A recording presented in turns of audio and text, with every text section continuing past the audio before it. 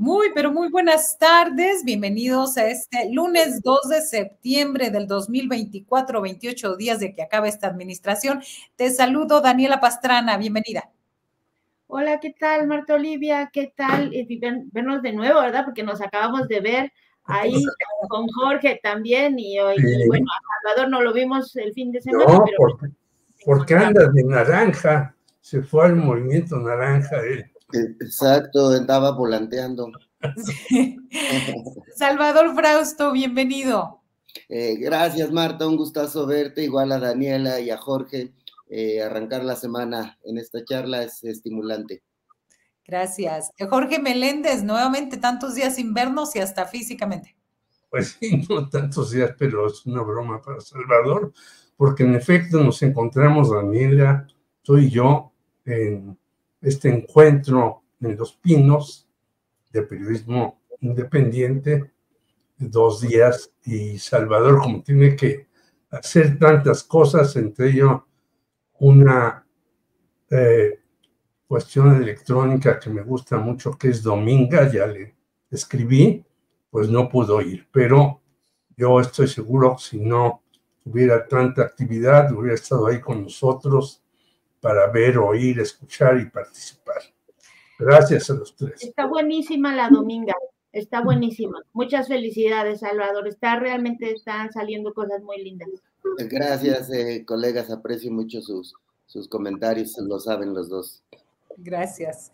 Gracias. Daniela, justo hablábamos de esto. A ver, voy a buscar los comentarios y voy a un poco, sé que no es el tema, mejor empecemos ya me hice bolas. Iba a empezar con el tema de los comunicadores y toda el hate, la ola de odiadores por estos desayunos y demás. Mario Di Constanzo, grave. No sé si los vieron ustedes, Jorge Meléndez, no los sí, vieron. Algunos, no todos, pero. Yo vi uno terrible de un Pablo Macluf, no sé qué, no sé quién es. Estaba. Me parece terrible, me parece racista. Estaba en la hora de opinar y ya lo corrieron. Misógino, o sea, todo mal con ese comentario, y además, como escribí, pues, son comentarios muy lamentables, querida Marta Olivia, que además los hace una persona que en su vida ha hecho un reportaje o una crónica o alguna cosa. Se vende como periodista, hace, no sé, pero jamás no podemos hablar de que lo hemos visto nunca en una cobertura, nunca en una situación, digamos, algo que podamos recordar. Entonces, me parece que hacer esos comentarios, no sé, a mí ese me enfadó particularmente. Otros que uno dice, bueno, podemos estar en discutir muchas cosas relacionadas con la pertinencia o no de que se haga ese evento o que ese espacio se facilite desde la presidencia. Eso, por ejemplo, puede ser discutible. Hay otras cosas. Pero comentarios tan llenos de prejuicios que vengan de personas que no están trabajando o que no han estado trabajando realmente en periodismo y nada más porque tienen un título se ponen a opinar, ahora sí, en la hora de lo que quieran, me parece muy lamentable.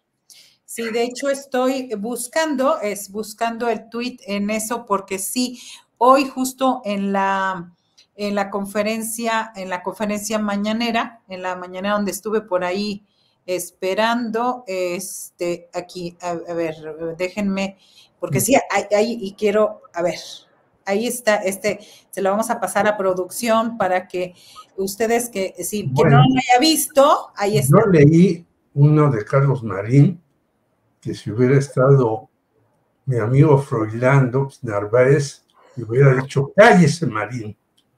Luego, otro de Ciro, que según dicen, pues ya se va del país, no se sabe si a Estados Unidos, a España, pero ya deja imagen. Y uno más ponderado, en donde no estoy de acuerdo, pero es correcto que lo diga, de Salvador Camarena, hoy en El Financiero. Pero los anteriores son prácticamente malos. Y yo diría, pues, y sacan eso, ¿no?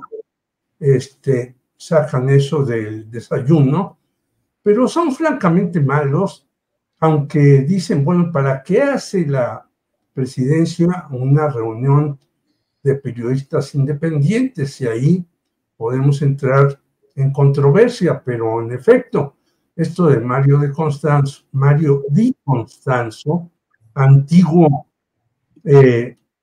apoyador del PRD, luego cuando lo quitaron, satánico contra ellos y contra otros de izquierda, pues es una veleta este señor de Constanzo, que según dicen tiene muchas luces económicas y financieras, y es un ex empleado de Luis Videgaray, hay que decirlo claramente, para que no le tome el pelo a nadie. Bien, les compartíamos este tuit donde señala en otro que dice Cajita Feliz Región 4. Y me parece como que, bueno, pues bastante, este es Huevito Kinder Región 4, ¿no? Huevito Kinder, bueno, ahora sí que salen sobrando, también hizo López Dóriga lo propio, hicieron una serie de comentarios que puede ser cuestionable, y no sé si quieras comentar, seguía Salvador, porque ya nos brincoteamos por aquí, no sé si quieran comentar algo, sé que no lo teníamos en la agenda, pero no quise pasar por alto, porque se puede impugnar esta reunión de muchas formas, pero con algo de esto me hubiera gustado más que alguien hubiera ido, hubiera monitoreado el evento y haga una crítica en ese sentido, pero no de esto, ¿no? Me parece. Claro, está tremendo esa de la cajita con el desayuno, el clasismo que muestran varios comunicadores y ciudadanos que la reprodujeron, porque circuló profusamente. Me parece terrible, pero habla de un asunto bien interesante que está pasando en los medios de comunicación. Me parece que hubo una transformación muy fuerte durante los últimos 6 años en el peso que tienen los espacios de comunicación en nuestro país.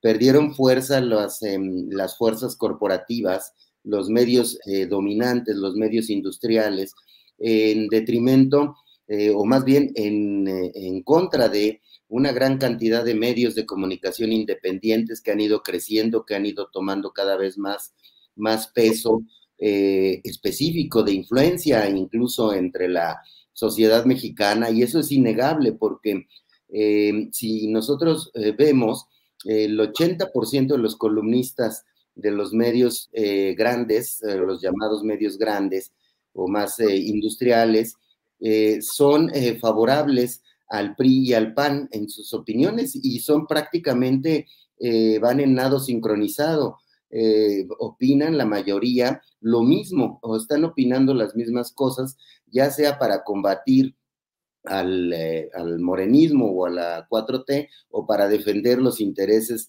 del xochilismo, del PRI o del PAN. Esa sobrerepresentación en medios de comunicación no se corresponde con lo que hemos visto en las últimas 2 elecciones. Si pensamos en cuánta influencia tienen estos comunicadores tradicionales que tienen 30, 40 años dominando el espectro mediático, pues ya cada vez tienen menos influencia, porque en el 2018 las mayorías votaron en contra de lo que ellos aconsejaban, y en el 2024 60% de los mexicanos votaron en contra de lo que ellos aconsejaban. Es decir, su papel para leer la realidad es muy desatinado, es muy faccioso, y una reacción que me parece que provocó esto es la salida de algunos de los capitanes de estos nados sincronizados de los espacios de Televisa, que salieron de la barra de la hora de opinar en Foro TV de Televisa. Salió Jorge G. Castañeda, Aguilar Camín, otros comunicadores que estaban ahí, que tenían una presencia importante en esos espacios, fueron cambiados, relevados por otro tipo de representación de opinión en esa barra. Es decir, ellos ven paralelamente que va creciendo, que también en medios grandes va aumentando la presencia de opinadores que tienen un punto de vista distinto, que analizan la realidad de manera distinta. Entonces cerraría mi comentario diciendo que esa transformación ha sido muy, muy grande. Carlos Loret se refirió a ella recientemente, también Sabina Berman. Carlos Loret, por ejemplo, dice, bueno, ¿y esos comunicadores qué influencia tienen? Él a lo mejor se imagina que un día regresarán los Zabludovskis, ¿no? Es decir, si nos fijamos en las posiciones de los grandes, otrora grandes noticieros, no tienen ese peso y esa influencia que tuvieron Zabludovsky o López Dóriga en cierto tiempo, o a La Torre en una primera etapa de TV Azteca. Es decir, ahora es mucho más plural, pero gracias a los medios independientes, a los youtubers que están haciendo periodismo desde otra mirada, y esos son los que están teniendo más influencia en la gente, los que la gente está acudiendo a mirarlos, y me parece que los grandes medios están quedándose un paso atrás de una transformación mediática de lo que está pidiendo la sociedad como comunicación seria, informada. Así es. Vamos a poner, espero que, a ver, ya estamos. Vamos a poner de rápido este comentario porque está demasiado, pero no hay que dejarlo pasar, de Pablo Macru. Ahí está. Un apunte sobre el huevito con catsup que el licenciado le aventó esta mañana. Y bueno, ya, yo creo que nada más hasta ahí lo dejo. Bastante denigrante, y no sé si alguien quiera comentar algo final, Daniela, para cerrar ya con esto. Sí, bueno, nada más en relación a lo que estaba diciendo ahorita Salvador, hay que recordar que este último informe que presentó el Instituto Reuters, el de 2024, habla ya de una tendencia que es como bastante clara, como lo que se le llama los influencers han ido desplazando cada vez más, y ya es evidente en influencia, ahora sí que en influencia y en credibilidad para la gente, a los periodistas. Entonces, mal hacemos nosotros de no ocuparnos de lo que esto le está significando a la gente, porque pues es como estás viendo que algo te está rebasando y no estás entendiendo por qué, y no estás haciendo la autocrítica necesaria para entender por qué. Entonces, creo que nada más yo con eso me quedaba. Estos personajes no ayudan nada, o sea, critica unos a los otros, a las otras, y como te decía, es clasista, racista, misógino, y sobre todo no es periodista. Entonces, es como, yo digo, usurpador, porque se vende como periodista, ¿no? O sea, el periodista, tú le dices, pero ¿de cuándo? Entonces, creo que esa es la parte que desde estos medios y desde el periodismo como tal tenemos que empezar a mirar y a observar qué es lo que le está significando a la gente el trabajo de un montón de personas que se dedican a las redes sociales. Y sobre eso, pues igual, alguien me decía, es que se puede cuestionar, sí, el espacio, eso sí, de eso sí podríamos hablar, no sé si hoy, pero ese es otro momento. Pero en cuanto a la conformación del grupo de discusión, yo que muchas veces he organizado encuentros de periodistas, realmente creo que hay de todo. Les decía, hay unos que son muy serios, hay otros que son corruptos, hay otros que están muy precarizados, hay otros que son muy parranderos, hay así como en los medios corporativos. En los medios corporativos hay de todo, y todos lo sabemos, y también hay corruptos, hay borrachos, hay gente que no sabe hacer una nota. O sea, eso, digamos que eso, las plataformas... ¿Por qué otra vez atacando a los borrachos? ¿Qué te han hecho los borrachos, Dani? Dos sesiones. Sí, ya me... El dato de Duke nos hubiera... Y antes era todavía más, ¿no? Me censuraron por eso la semana pasada. Periodismo. Pero lo que es que pues es la misma composición, o sea, la plataforma no hace el ejercicio periodístico, la plataforma simplemente nos lleva a aprender otros caminos sobre cómo comunicar y cómo trabajar, pero las buenas y malas prácticas existen en uno y otro lado. Entonces, tenemos que salirnos de esa discusión y más bien ver qué es lo que podemos aprender y sacar constructivamente de estas reuniones, creo yo. Claro, avanzar, avanzar. Hace tiempo, cuando yo empecé a reportear, hace tiempo decían, ya nada más para cerrar esto de los borrachos, que lo dijiste 3 veces, decían que después de los pilotos, los periodistas ocupábamos el segundo lugar en alcoholismo. ¿Es cierto, Salvador? Fíjate que no he visto estadísticas, pero... Sí, eso decía la ONU. Ah, sí. Había 3. Pero sin duda... pilotos, cirujanos y periodistas, perdón por interrumpir. Pero yo apoyo la moción de que no censuremos más a los borrachos. Sí, por eso digo, pero yo había 3 categorías de quien ingerían más alcohol, según la ONU. No estoy diciendo ni yo. Hace años, periodistas, cirujanos y pilotos.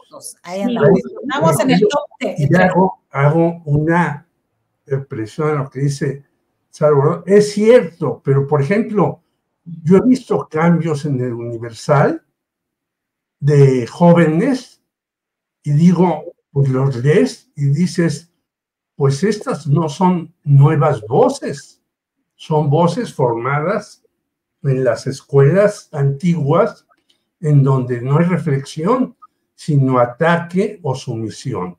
Con eso me quedo.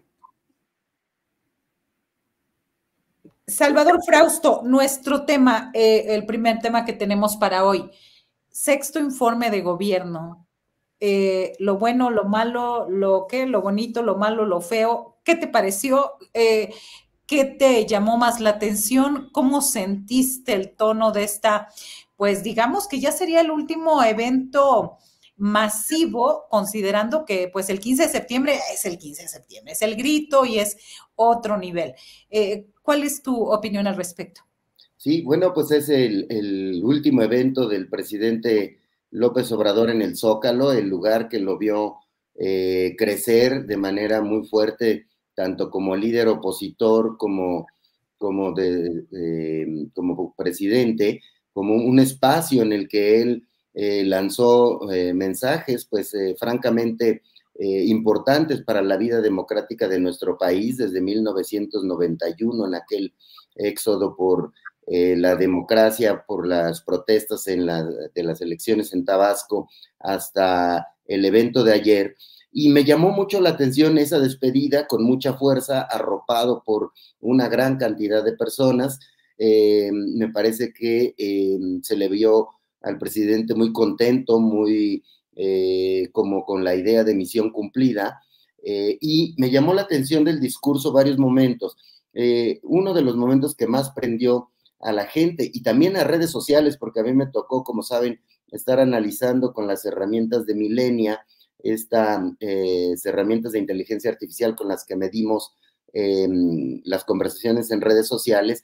Prendió en la plancha del Zócalo y en redes sociales el momento en el que le pide a la gente que a mano alzada diga si apoya o no la reforma judicial. Pudimos ver pues unánimemente con los suyos pues un apoyo a la reforma judicial muy importante, y pudimos medir en redes sociales que poco más del 60% de la gente también respalda esa posición, y frente al 38% de la gente que critica la reforma judicial del obradorismo.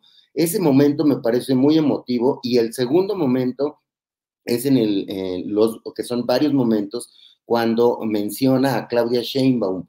También en esos momentos se enciende la plancha del Zócalo, se encienden las redes sociales y abrazan la palabra presidenta para corearla tanto en la plancha del Zócalo como en redes sociales.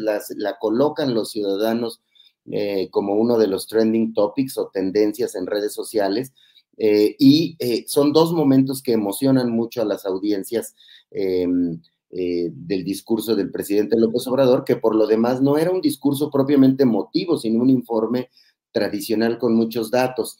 El tercer dato que me llama la atención es este dato de la pobreza, de 9.5 millones de mexicanos que dejaron la pobreza durante este sexenio, que es un dato que proviene de cálculos del Banco Mundial, pero que se tiene que corroborar el próximo año ya con los conteos oficiales del INEGI y del Coneval, pero todo parece indicar que salieron casi 10 millones de la pobreza, y hoy en un espléndido artículo de Gerardo Esquivel, al que intitula "Era la pobreza, estúpidos", da cuenta de una cuestión transformadora, brutal, de por qué el presidente López Obrador prácticamente sale en hombros de su sexenio, de por qué Claudia Sheinbaum obtiene el 60% de los votos en la elección, poniéndola a niveles que no ocurrían desde principios de los años 80, a niveles de votación, obtiene mayoría calificada en la Cámara de Diputados, es decir, 2/3 partes del apoyo en la Cámara de Senadores, y van a tener 18 congresos locales de 32 con mayoría calificada, es decir, las reformas constitucionales van a poder salir adelante. ¿Cómo habló la gente en las urnas? Con un apoyo brutal a este gobierno que tiene paralizada a la oposición y que debe meternos a un análisis profundo de datos reales. Esa es la realidad política de nuestro país, hay que decirla con todas sus letras, sin temor a decir, bueno, ganaron, pero unos cuantos votaron en contra. Pues sí, hay un porcentaje de la población que está en contra del movimiento de la 4T, pero sin embargo fue abrumadora la mayoría que se generó. Y ese discurso es un gran cierre de sexenio para López Obrador. Ya nada más le queda el evento del 15 de septiembre, en el que es de otra naturaleza, hablará desde el balcón, también ante las multitudes, y finalmente la entrega de la banda presidencial el 1 de octubre a su heredera, Claudia Sheinbaum, que tiene un reto por delante pues muy grande, muy fuerte, y bueno, pues ya veremos cómo siguen en este terreno los pasos del obradorismo Claudia Sheinbaum. Así es, Salvador. Jorge Meléndez, ¿qué faltó, qué sobró? ¿Cuál es el pulso que tuviste o que le das a este sexto y último informe? Bueno, Salvador ya adelantó algunas cuestiones en las que estoy totalmente de acuerdo. Yo diría el aumento al salario mínimo, el apoyo a los adultos mayores, a los jóvenes, a algunos programas que si bien son importantes, no profundizaron, como Sembrando Vida y un largo etcétera. Pero yo me quisiera referir a algo que incluso ha insistido el doctor Lorenzo Meyer, que estamos muy intranquilos por el caso Ayotzinapa, por el caso de las madres buscadoras y por algunos otros asuntos que están todavía ahí pendientes. Y claro, esto de que en salud vamos más allá que Dinamarca, pues nadie lo puede creer, sino como una broma o como una cuestión de chispa en ese momento. Tenemos problemas ahí, tenemos problemas en educación, en economía, a pesar de que no van las cosas mal, pues sí tenemos dificultades porque el presupuesto no alcanzará. Y ya ha dicho la doctora Claudia Sheinbaum que no va a haber un mayor piquete a los grandes machuchones que siguen ahí tan tranquilos, ¿no? Haciendo de las suyas. Y ligo esto con el Poder Judicial porque hoy en un artículo de Iván Restrepo Fernández habla de cómo la tercera parte del territorio de Sonora está en manos de las mineras y cómo ellas han saqueado y explotado a los trabajadores y muchos de ellos han pedido el apoyo de la Suprema Corte de Justicia de la Nación para, por ejemplo, que se limpie realmente el río Sonora, que desde hace 10 años está intoxicado por una cuestión de el señor Germán Larrea. Y bueno, la Suprema Corte de Justicia no hace absolutamente nada en estos casos. Y hablo de esto porque, así como es el caso de Sonora, es el caso de casi todo el país. Es, por ejemplo, un asesinado, el primero en el sexenio del señor López Obrador, Samir Flores, en Puebla, que se opuso a un proyecto, la Huesca, que tampoco ha habido ni aprehensión de los asesinos de Samir, y así podríamos seguir.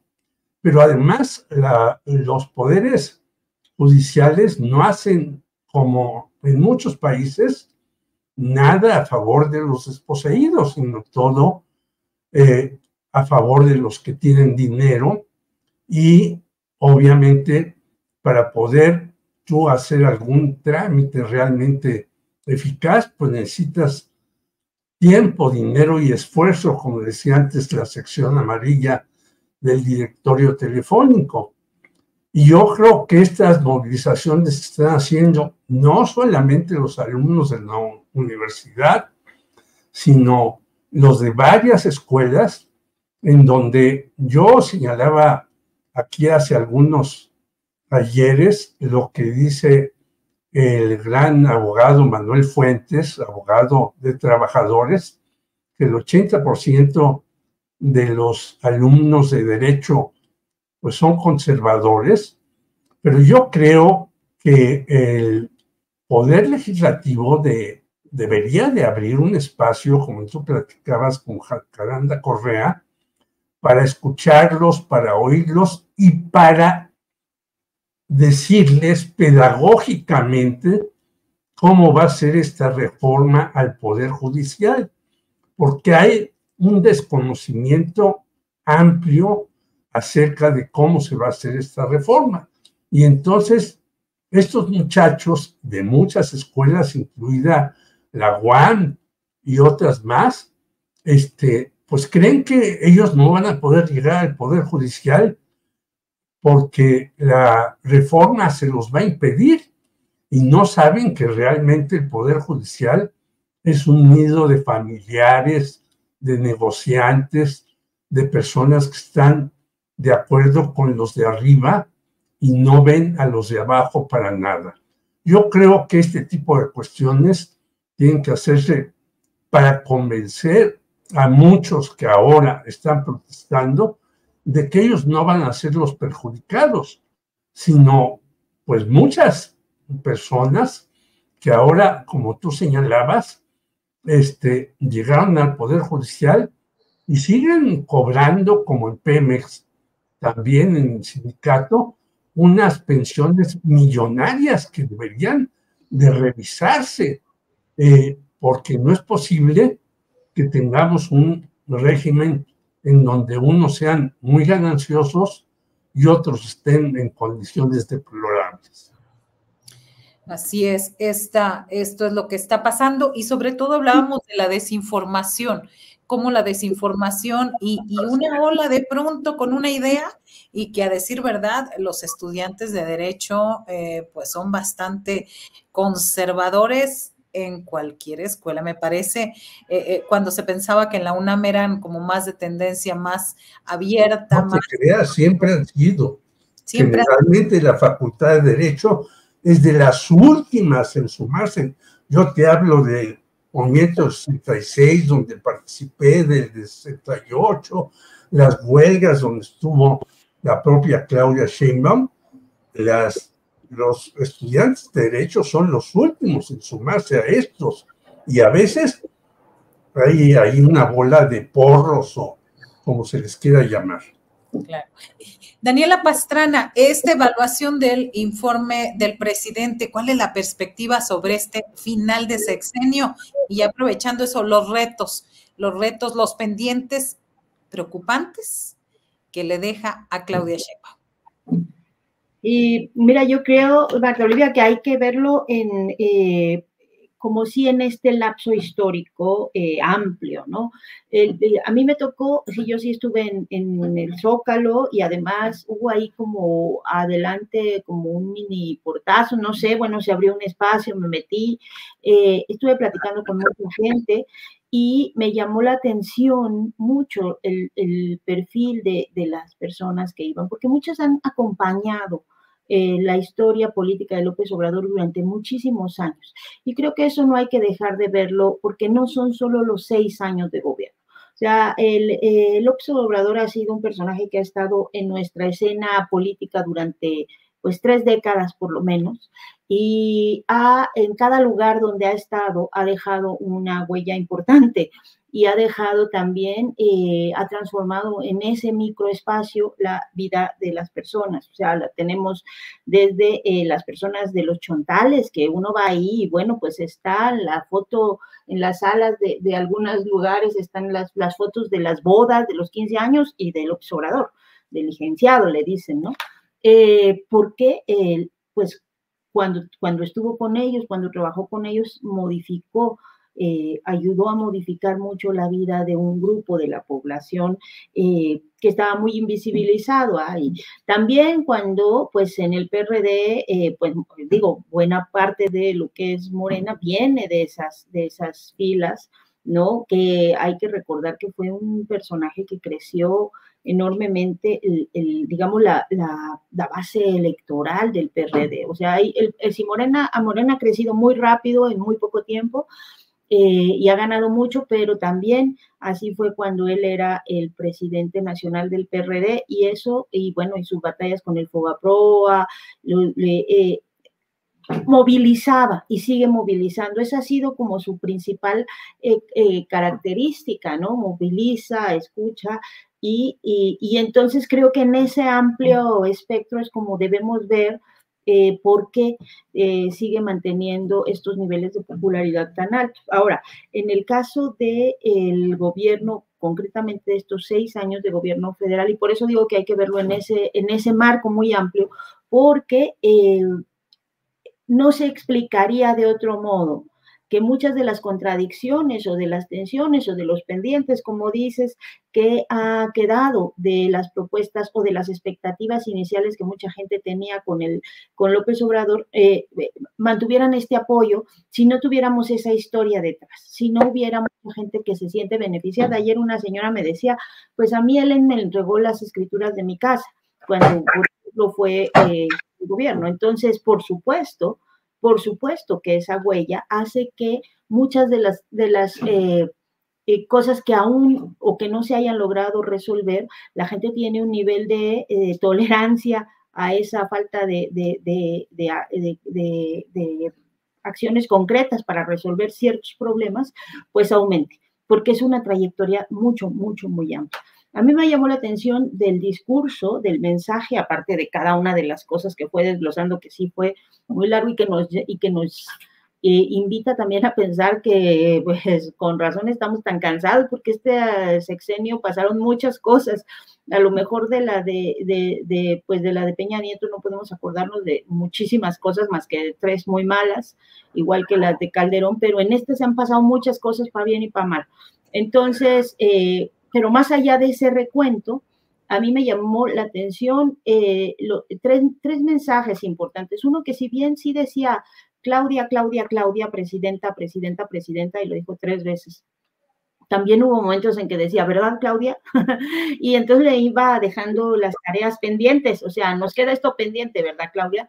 Y eso, pues sí llamaba, y también hizo una clara enunciación de que hay que continuar la transformación. O sea, que esto tiene que seguir en el mismo sentido de algo que dijo muy claramente, que es con esta frase que nos recordó mucho a muchos esto de al diablo sus instituciones, que ayer dijo, quieren democracia, o sea, quieren Kratos sin demos, y al carajo con eso, ¿no? O sea, porque su discurso de reafirmación de un proyecto en pos de las minorías, o sea, de los sectores más desprotegidos, pues digamos que con eso cierra, ¿no? En sus 30 años de vida pública a repetirnos una y otra vez que acá tiene que haber un cambio de paradigma y un cambio en esta estructura de desigualdad para que quienes nunca han tenido posibilidades ni de tener acceso a derechos, a estudios, a salud o a tener espacios de comunicación, los tengan.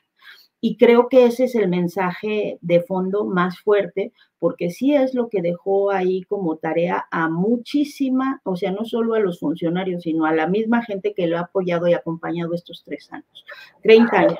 Entonces, creo que esos son mensajes importantes, y el último que me llamó la atención también fue el que le mandó al embajador de Estados Unidos, porque estamos viendo que ya hemos platicado, todo un momento delicado de fuerte intentos de injerencia abierta, ¿no? Sobre decisiones que competen a los mexicanos, y bueno, pues les mandó a leer a sus fundadores, ¿no? A los fundadores de Estados Unidos, a los fundadores de la democracia. Entonces eso me pareció muy simpático, además de, pues, ya sabemos, ¿no? El tema de vamos a hacer la consulta para que se enojen, pero pues es que si no está muy poco divertido, y a ver quién quiere, y alzar la mano. Bueno, eso es también parte de lo que hace que mucha gente le tenga mucho cariño al presidente.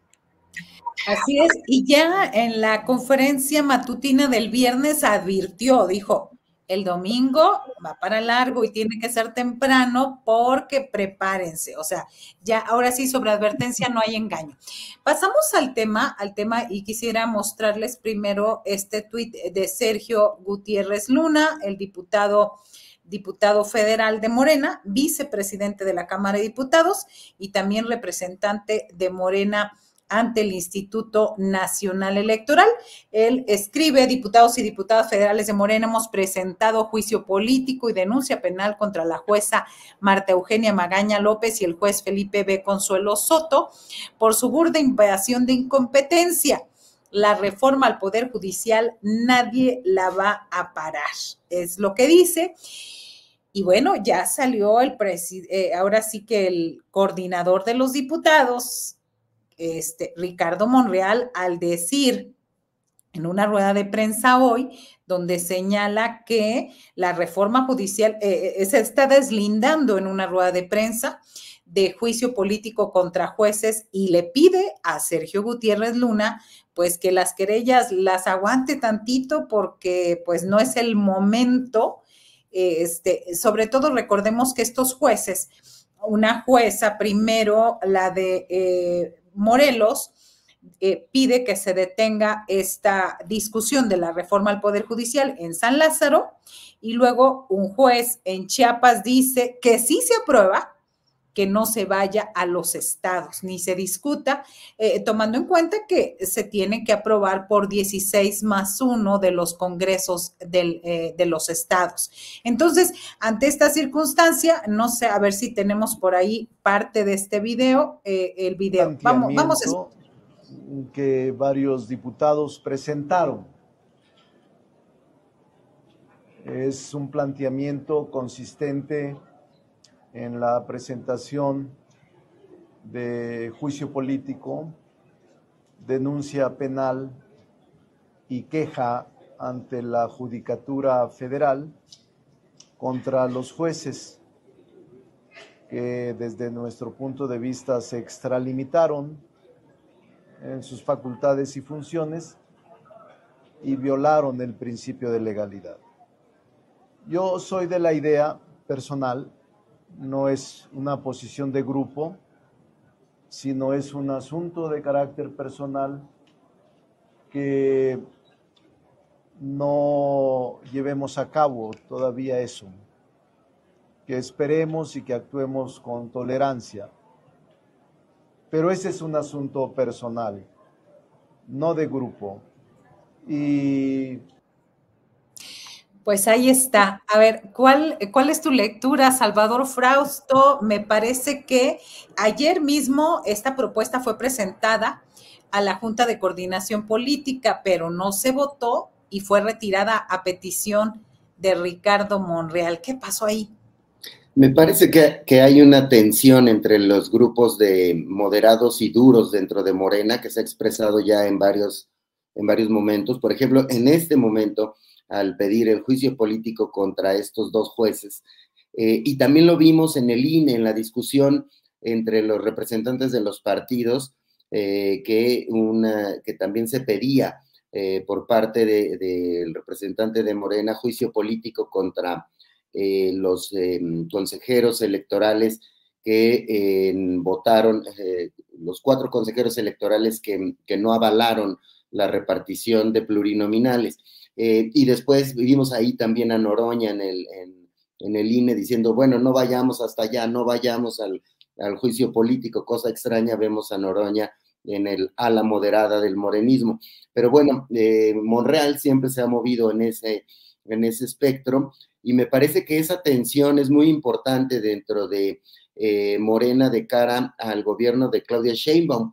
Ya veremos a partir de octubre cómo juega esos equilibrios el gobierno de Claudia, porque estamos en tiempos que, aunque tienen mayoría Morena y sus aliados en la Cámara de Diputados, senadores y en 18 congresos locales, me parece que el trabajo de los moderados es muy importante en estos momentos, que lo que hagan en las cámaras de Ricardo Monreal y Adán Augusto López, más algunas figuras del gabinete, incluida la secretaria de Gobernación, que me parece que también es de tendencia moderada, es importante para no raspar, para no seguir alentando disputas innecesarias, en mi opinión, porque la discusión de la reforma legislativa, creo que se debe dar todavía en tribunales, es decir, si hay jueces que están tratando de obstaculizar la reforma, hay también caminos legales para el morenismo para tratar de allanar el camino de la reforma judicial que se propone. Entonces, sí, esa tensión yo creo que hay que observarla con mucha atención. Los caminos que le quedan a la oposición pues son muy pocos, porque las mayorías legislativas están puestas, a pesar de que en los foros se hicieron más de 100 observaciones a la reforma judicial original, y que ya Olga Sánchez Cordero y otros personajes políticos de Morena han dicho que todavía podrían hacerse algunos ajustes a la reforma judicial que no tienen que ver con que se vote, es decir, lo que no se movería es que se voten los jueces y los magistrados, no se movería que haya un órgano de disciplina que sustituya al Consejo de la Judicatura para sancionar la corrupción y otros excesos en el Poder Judicial. Y cerraría mi comentario diciendo que hay que tener cuidado con los excesos de Morena.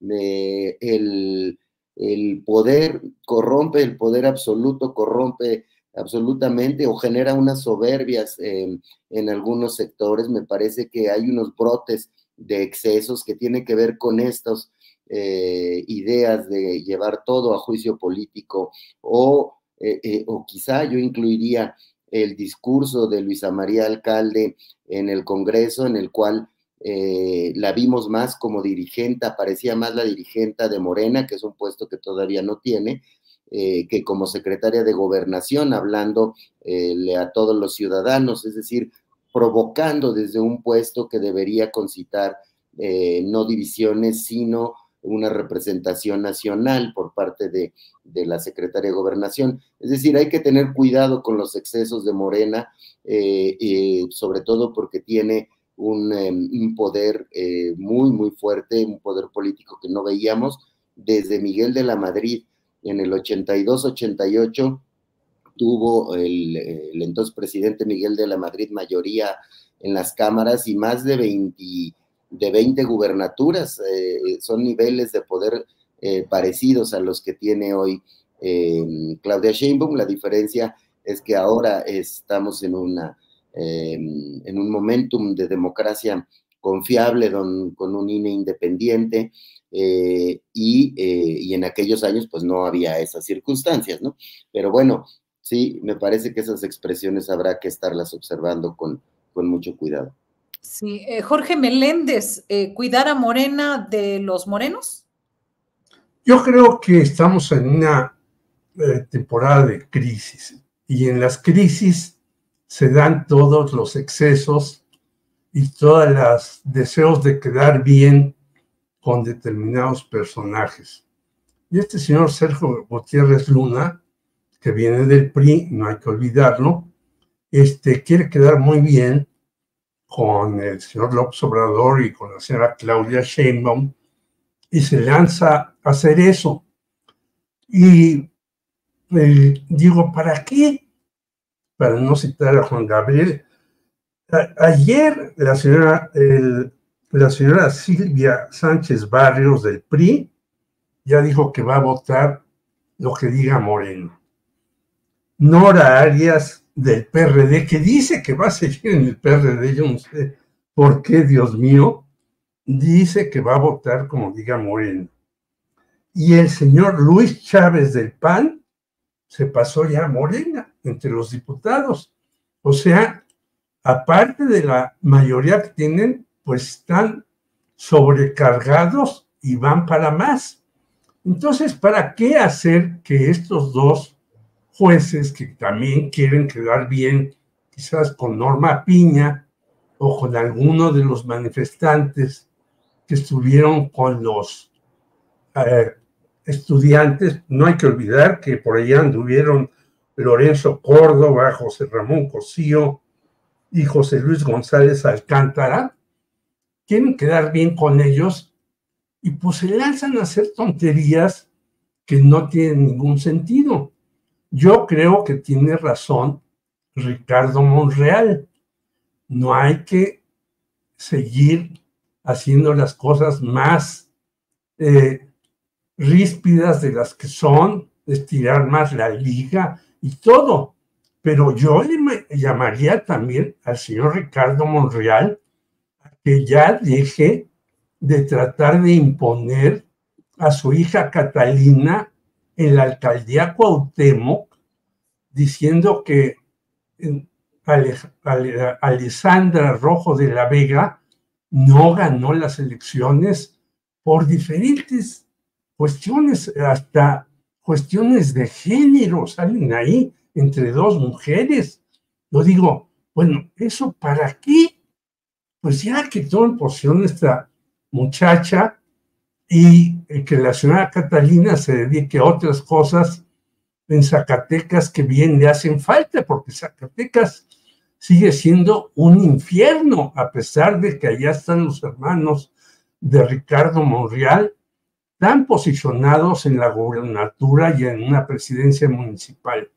Por lo tanto, yo creo que deberían de ver el horizonte que hay y no la piedra que está enfrente, que es realmente ridícula. Hay que hacerla a un lado o simplemente evadirla. Estos dos jueces quieren quedar bien con alguien y hacen un ridículo entre sus propios compañeros que es inenarrable.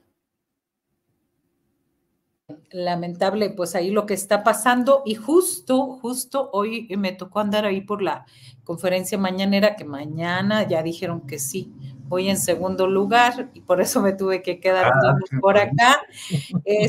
Una denuncia bastante sabrosa que ya mañana se las diré, pero Vamos. Gracias. Hoy alcancé a escuchar que cuando estaban preguntándole al presidente acerca de este tema de la alcaldía Cuauhtémoc, así es, escuché a lo lejos que decía alguno de los compañeros, pero es su padrino. Entonces, acerca de pues de que es padrino el presidente del Tribunal Electoral de la Ciudad de México, de Katy Monreal, padrino de primera comunión. Pero bueno, la diferencia ahí fueron 12,000 votos, me parece. En un estado laico.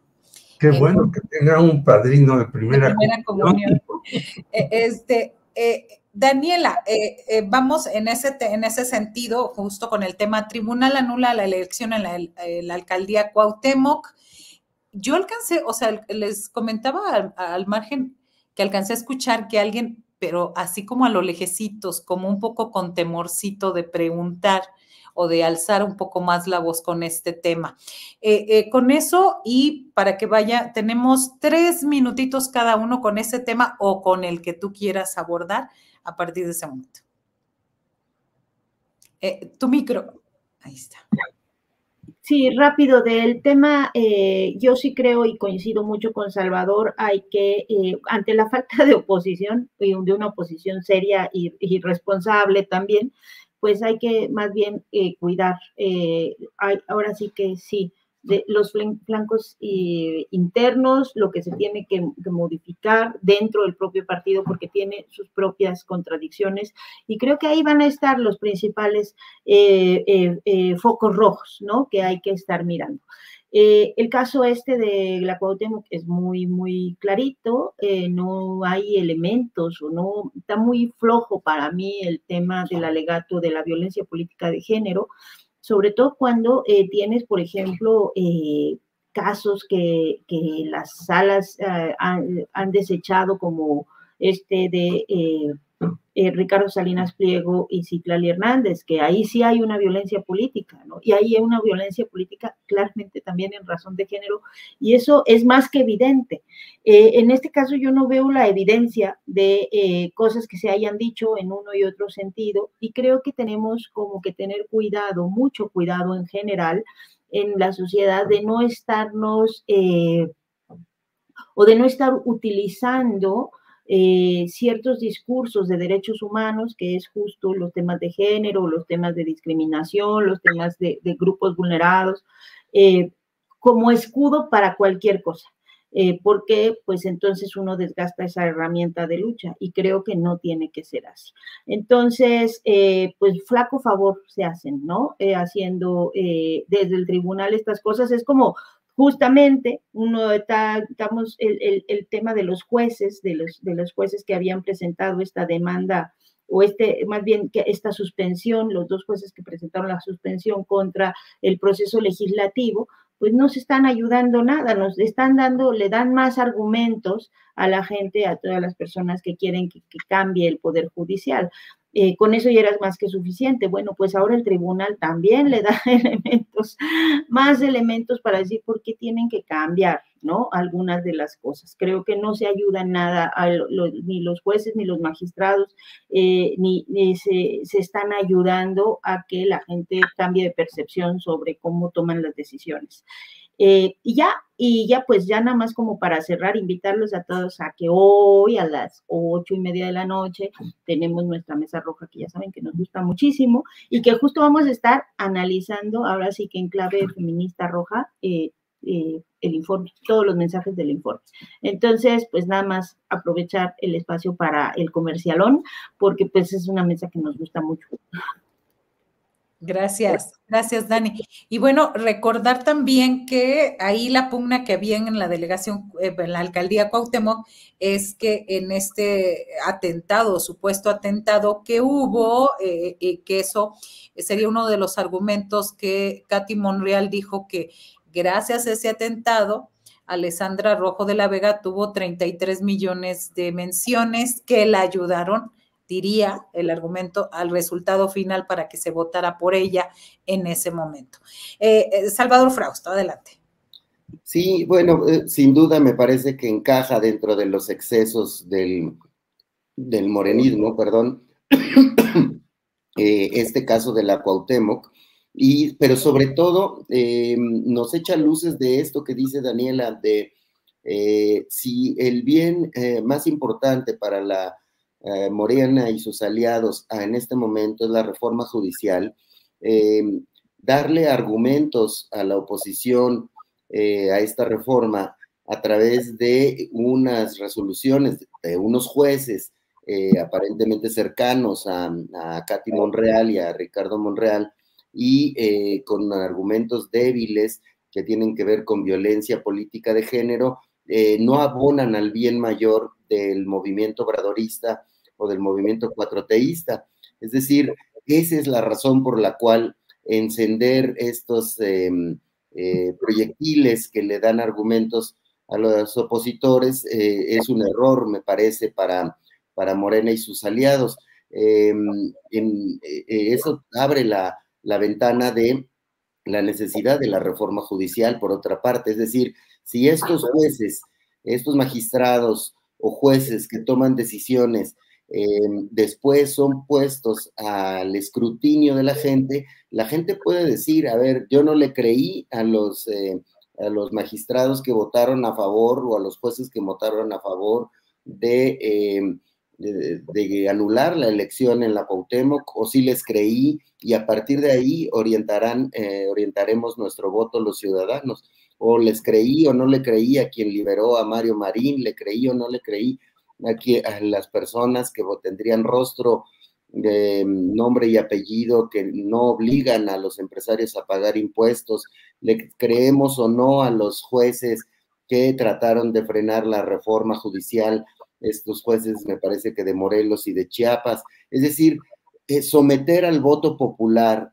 la elección de jueces, magistrados y ministros, sí me parece que tienen una utilidad porque tendrían menos opacidad, tendrían mayores exigencias de rendición de cuentas y la misma gente regularía que continúen o no continúen. Si es verdad que estos jueces que decidieron a favor de Katy Monreal y en contra de Rojo de la Vega, que hay algún tipo de compadrazgo, pues eso es que lo dirimiría la gente. No tendrían cara si hay algún tipo de compadrazgo y quieren reelegirse a tomar una decisión por amiguismo.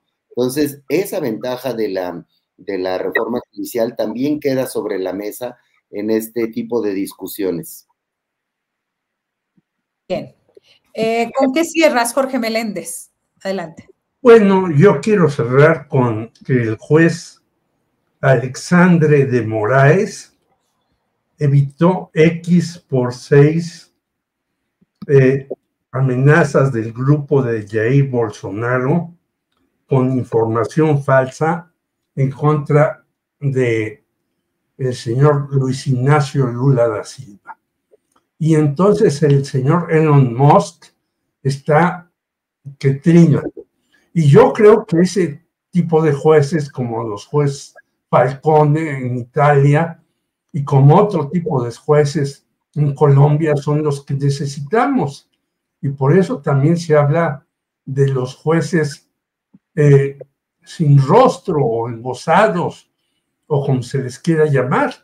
Pero yo creo que es a donde tenemos que ir, a ver los detalles de muchas cuestiones que en nuestro país todavía están opacas o que no avanzan o que no van adelante, como el Poder Judicial, y no estarse peleando por minucias entre los propios miembros del gabinete. Bueno, el señor López Obrador dijo hoy en la mañanera, o lo leí por ahí mal, o dijo, pues no hagamos ese tipo de cuestiones, diciéndole al señor Monreal y a su hija que ya dejen en paz las cosas, porque si no vamos a estar discutiendo una serie de cuestiones mínimas y no ver en realidad cómo vamos a ir avanzando en problemas graves que hay en el país, en educación, en salud, en inseguridad, en vivienda, etcétera. Bueno, hay proyectos de la propia señora doctora Claudia Sheinbaum que estamos esperando para ir consolidando esta 4T, en lugar de irse definiendo en algunas cuestiones que son meramente circunstanciales y que no abonan a un proceso que puede ir creciendo, que en efecto viene de tiempo atrás, pero yo diría incluso desde antes del López Obrador, y que se ha ido conformando para llegar en un momento en donde por medio electoral, algo inédito en muchas partes, se llega, como se hizo en Brasil, y evitar que pueda llegar un señor Moro a los jueces que nos haga trastabillar en el próximo sexenio. Bien, pues muchísimas gracias, Jorge Meléndez, Daniela Pastrana, Salvador Frausto. Un gusto empezar la semana con ustedes. Buena semana a todos. Gracias. Saludos. Hasta luego.